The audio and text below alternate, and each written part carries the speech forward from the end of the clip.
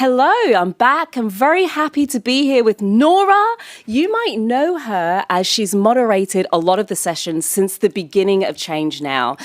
You are one of the content partners of ChangeNow, and thanks to you, we are going to be joined with a very special guest from South Africa. It's Nelson Mandela's grandson, author of Going to the Mountain, Life Lessons from my grandfather, Nelson Mandela.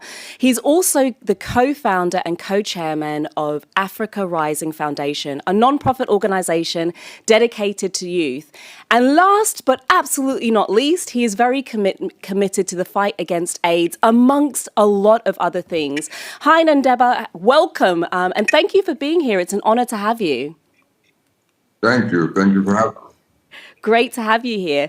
So you're going to be participating in a very impactful session at 3:15 about human rights. This session will draw attention to the climate crisis and its effect on human rights. Other cross-cutting themes will be addressing things like education, LGBT, women's rights, inclusion, discrimination and intolerance, as well as new technologies and digitalization. Nora, why did you decide to address this in a track? Oh, that's a great question. Actually, it's been a topic that we've tried to address before with ChangeNow. And last year, I spoke to Santiago, the founder, about the content that I felt Who Cares could bring to the table this year. And I felt it was the right time to look at human rights from a different perspective, because human rights shouldn't be static. They should evolve with our technologies and the situation that we're living.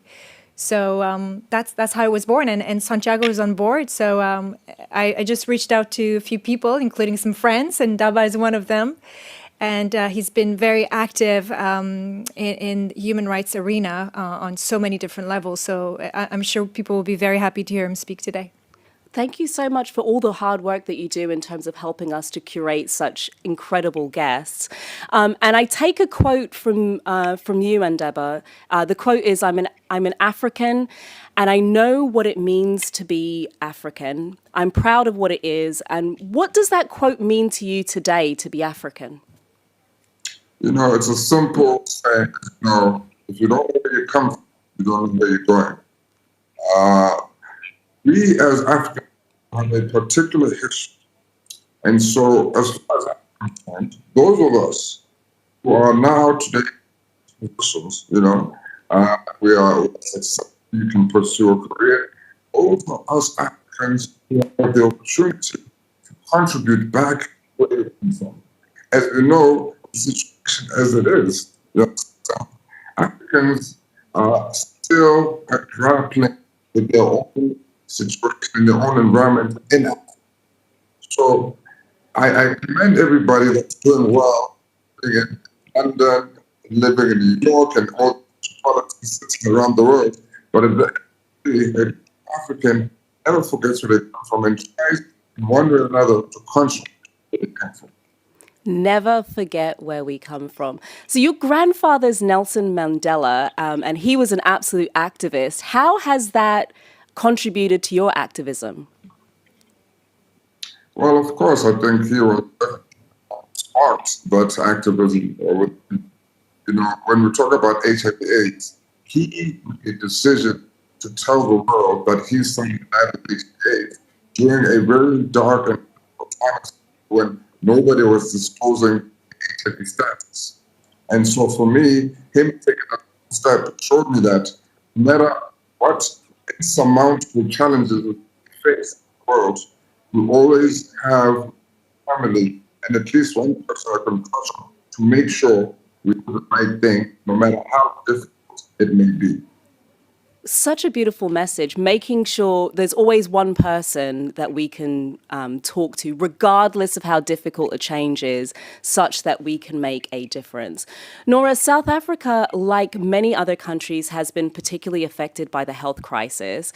What impacts of this pandemic, what's been the impact of this with the pandemic? Do you think that instead of reaching out, we're now turning more inwards? Well, that's a great question. And I'd like to mention that I'm African myself. I'm an indigenous African.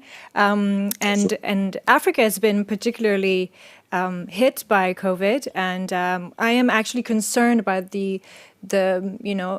what will happen after the crisis, and how will the development of Africa will continue despite what has happened, and how the international community will respond.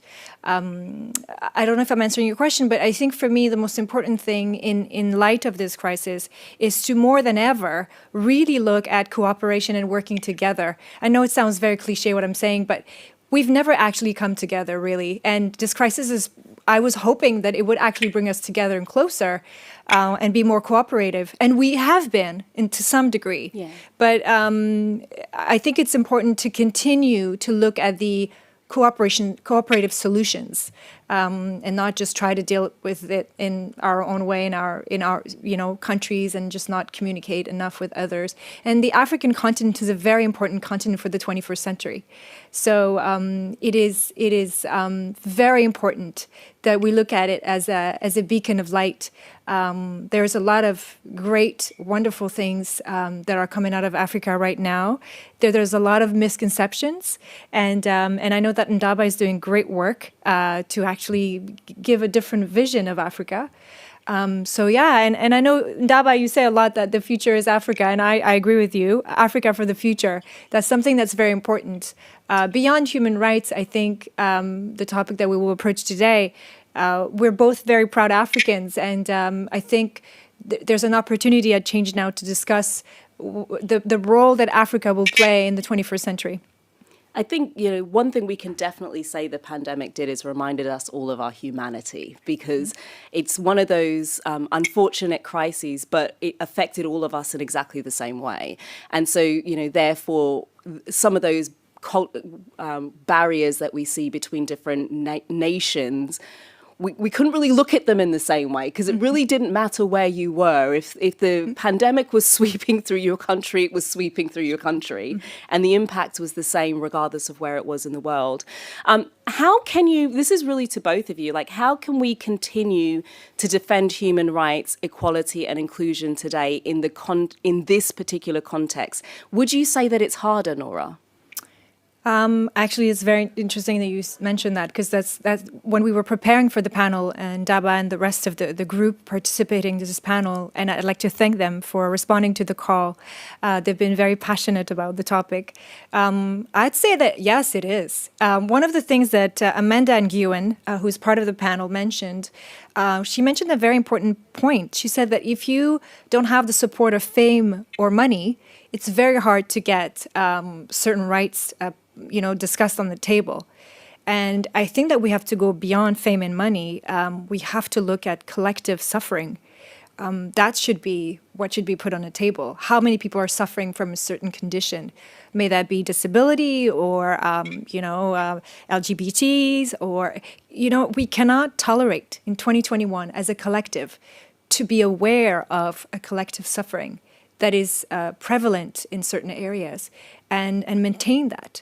And I think that's why leaders have to take a stand for human rights more than ever. More than ever. It's time. It's time to stop looking at it stop looking at it only when there's a way to fame and money, and to look at these collective issues at all times. And Ndaba, what do you think? Has it become more difficult? What's the challenges like in the current context? Yes, I believe it has been more difficult, because if you look at the average person today who gets their information from social media and other similar outlets, there is so much information and data that's polarizing our people. So AI does not decipher what's fake news or not. If I have money to pay to campaign and sponsor this ad to reach as many people, I can do that, whether that information is fake or not. So how do you decipher what's real out there?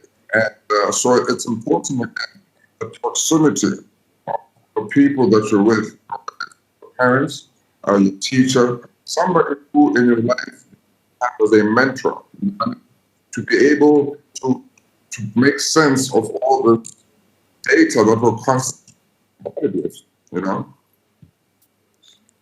I like what you say there. Like, fake news doesn't care. AI can't pick up fake news, and so we do have a responsibility to really get together to move these things forward.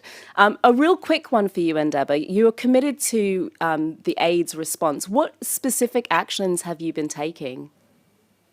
Well, I was one of the longest serving ambassadors for UNAIDS, and that started pretty much around the time of the World Cup, around 2010.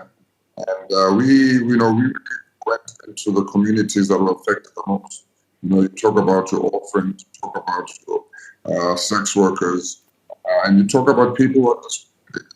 And obviously that is LGBTIQI the people, which I actually was very proud to have worked with, the likes of Prince Harry and launched the Men's Day campaign in Netherlands 2018.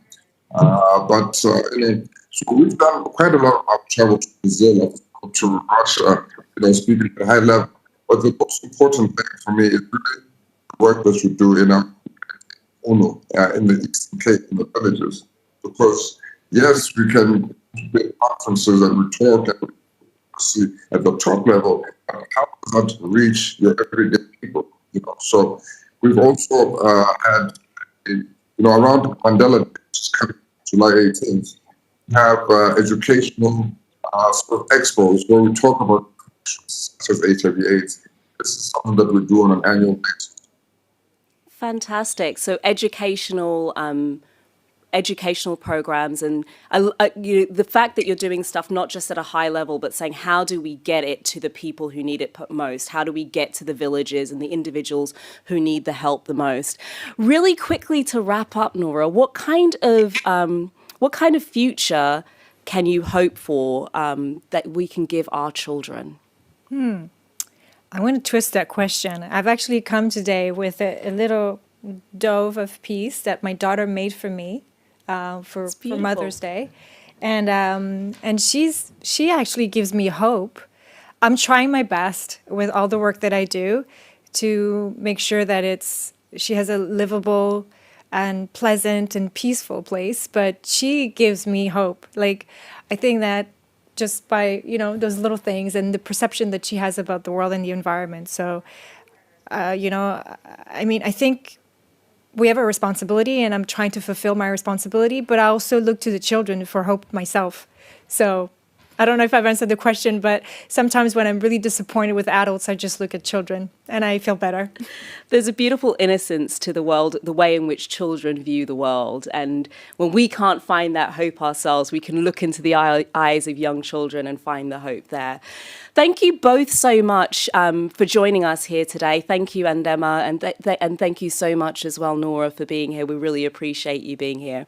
I am going to remind you that you'll be able to meet Ndaba again at 3:15 Paris time, and we'll see you then. See you then. Well, the waste of electricity is not well known, but it is colossal. It represents 8 billion euros of loss every year for French households, for instance, which is the equivalent of the production of 8 nuclear reactors. It is obviously economically absurd and above all ecologically absurd, but our next guest has a good solution to deal with this particular problem. Please welcome to the stage Laurent Bernard, CEO and founder of Ikuju.